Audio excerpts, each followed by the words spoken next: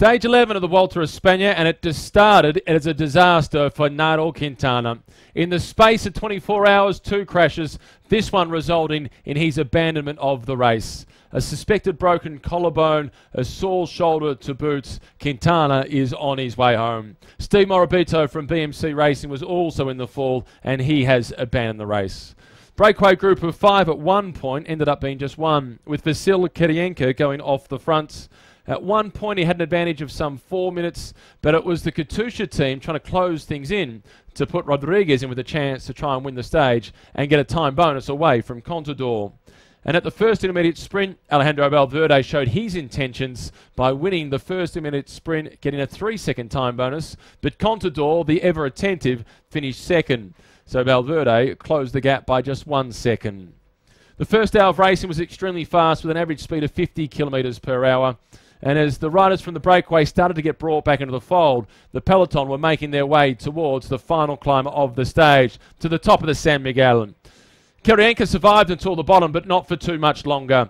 It was then Katusha setting the tempo, as Chris Froome, early in the climb, looked to be under some serious pressure and was even dangling at the back as his teammate, Dario Cataldo, was setting the tempo at the front. So too was Philip Dagnan, the Irishman.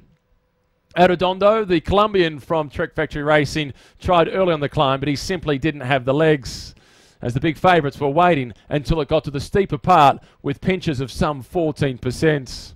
While the group was still 20 strong, Froome was getting dropped whilst Cataldo was setting the tempo at the front. Froome clearly was just riding his own individual time trial up the climb. Attack came from Warren Barguil, the Frenchman. The reaction came from Robert Gesink, the Dutchman. And Robert Gesink at one point built up an advantage of 20 seconds. But the main contenders didn't let him get too far away. Was Gorka Izagirre from Movistar setting the tempo for Valverde, whose confidence was continuing to grow as he's now the outright leader of the Movistar squad. Gianpaolo Caruso continued the chasing for Katusha. Rodriguez and Valverde having then to mark the attacks of Alberto Contador.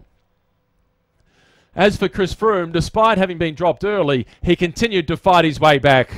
When Robert Gesink was caught with 1.5 kilometres to go, it was Fabio Aru who was the next to attack. The third place finisher from this year's Giro d'Italia, it was Fabio Aru who found the finish line first. He took the stage win. The second victory in his career, both of them mountaintop finishes in Grand Tours. It was then the sprint for second place. Valverde got that ahead of Rodriguez, so another time bonus for Alejandro Valverde. Contador still leads. His advantage now is 20 seconds ahead of Valverde. It's Rigoberto Urán who's third.